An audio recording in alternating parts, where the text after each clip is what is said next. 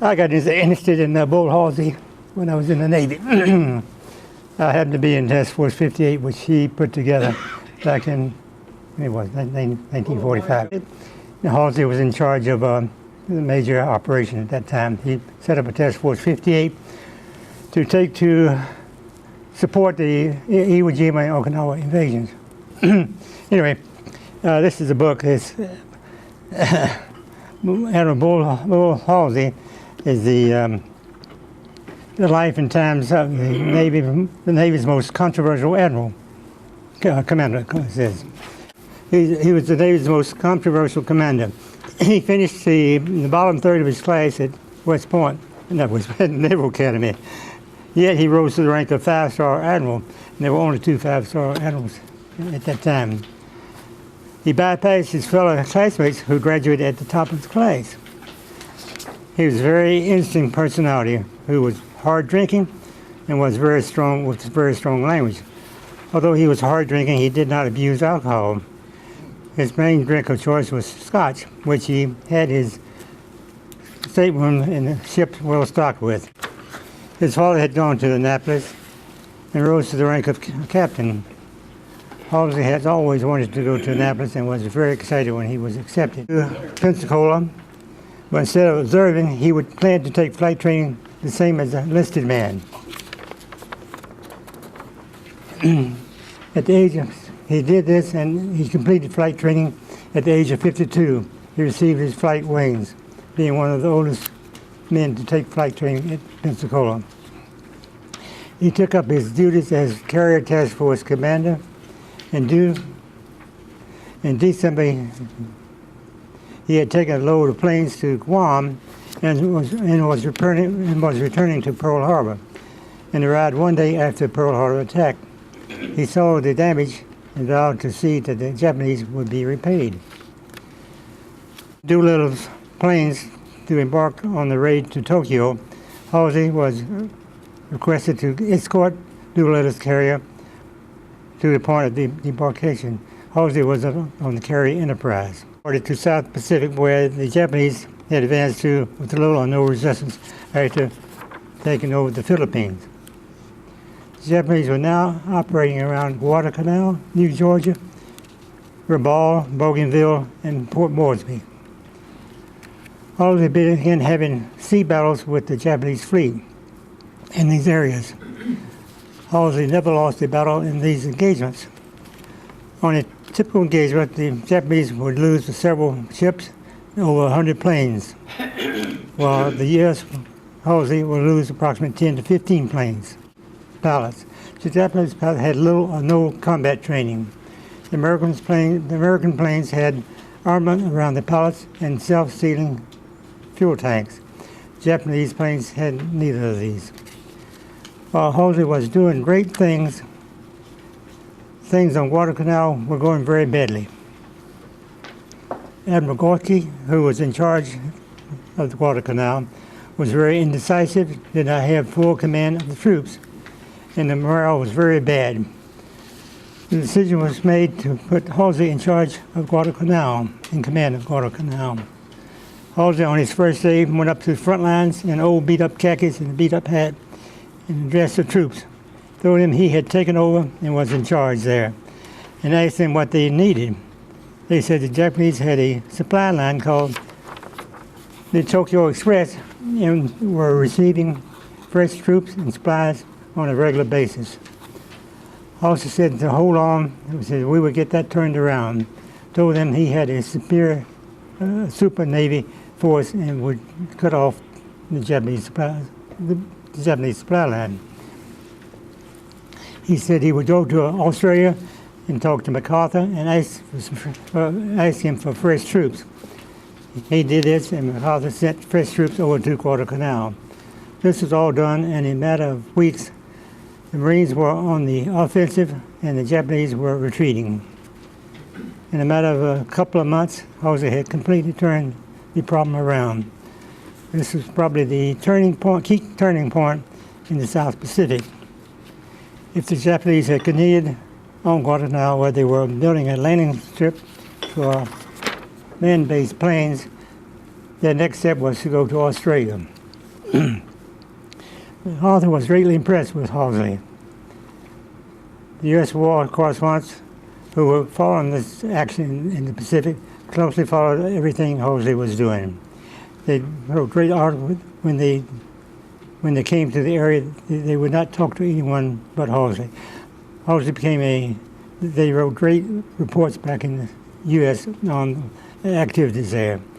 Halsey became so optimistic that the admirals above him had to advise him to tone things down. As Arthur and Halsey began working together and outlined a course of action to retake the islands in that area on up to the Philippines.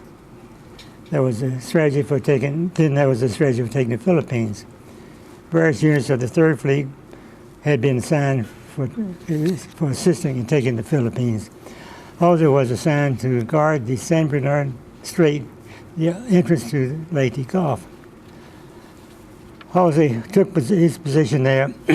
However, his scout plane came back one day and told him that he had spotted a Japanese task force of 4 carriers, 2 battleships, and several destroyers north of the Philippines, headed towards Tokyo, Japan.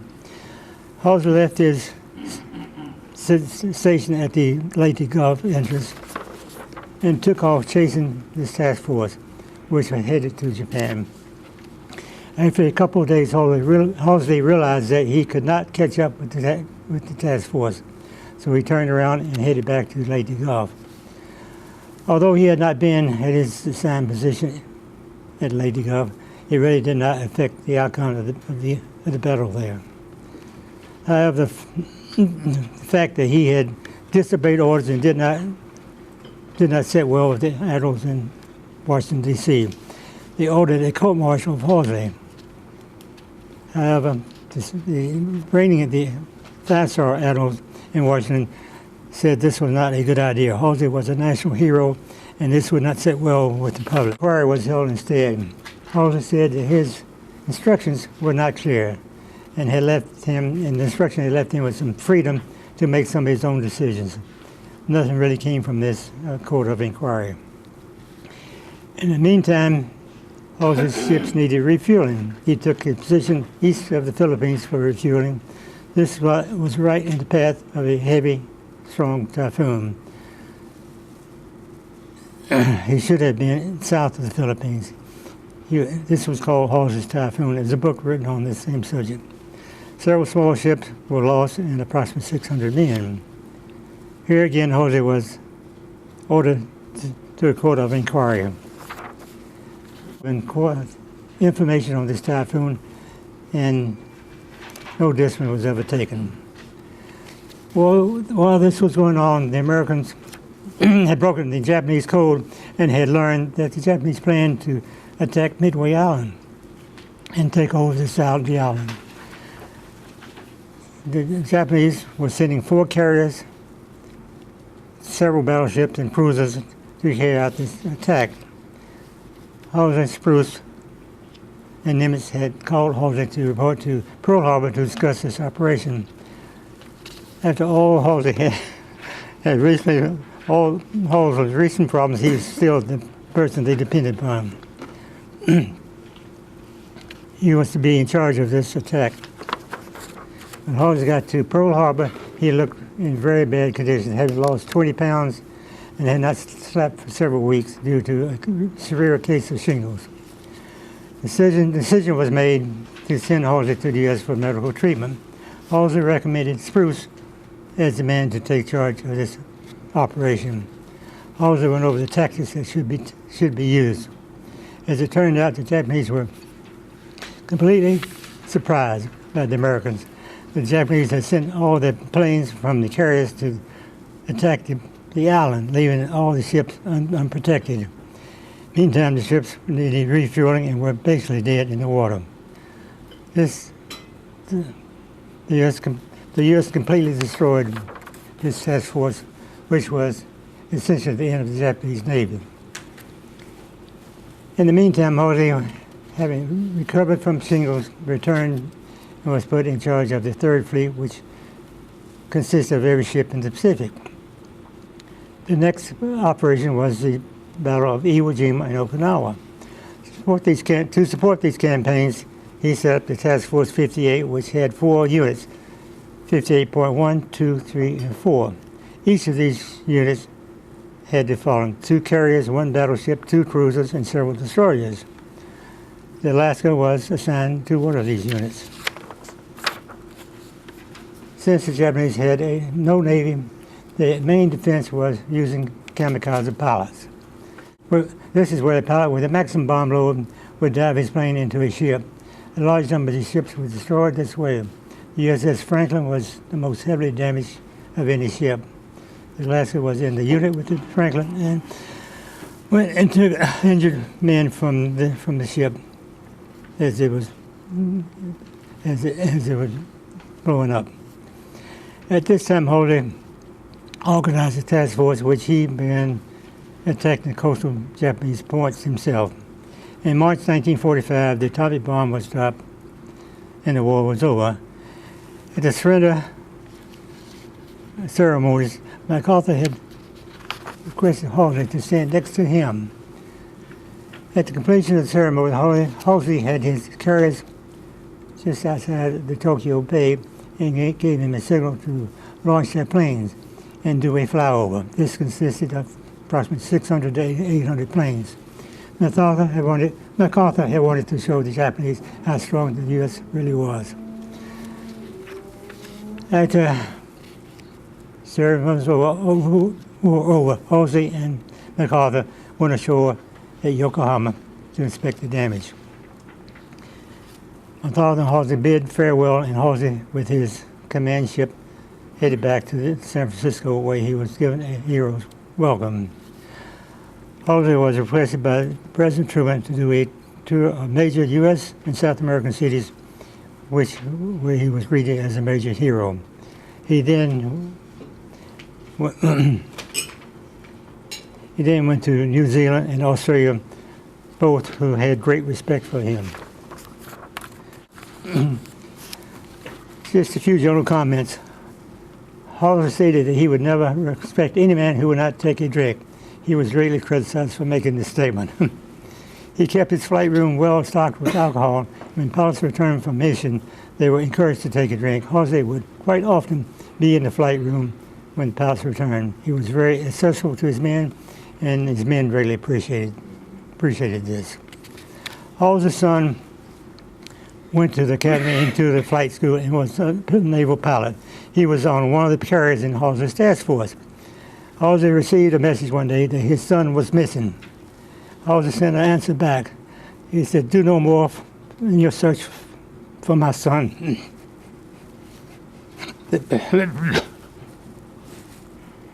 And you would do for any other missing pilot. 3 days later, he found floating in the life raft and was rescued. Anyway, excuse me. I can't imagine saying that myself, but that's what he said. In 1945, I was at Okinawa.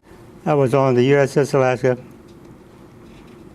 and in the harbor at Okinawa when the atomic bomb was dropped and the war was ended. In 1985, I went to Yokohama and spent 1 year working in the engineering office of a Japanese engineering company. I was treated very well by all the engineers there. However, one morning a young engineer came up to me and said, "Where were you during the Great War?" He called it the Great War. I said, "I was on a USS battle cruiser just right outside Tokyo Bay." He said, "Oh, so," said, "my uncle was a kamikaze pilot." I said, "Well, I saw a few of your uncles." That's all we ever said. The war was never mentioned another time. Yes. Weren't you a helmsman on that ship? Yeah, I started out as a 40 millimeter gunner loader, and I got changed. I got advanced up to the navigation department, and then as you stood on it, you steered the ship actually, kept the log, plotted the course, and did basically navigation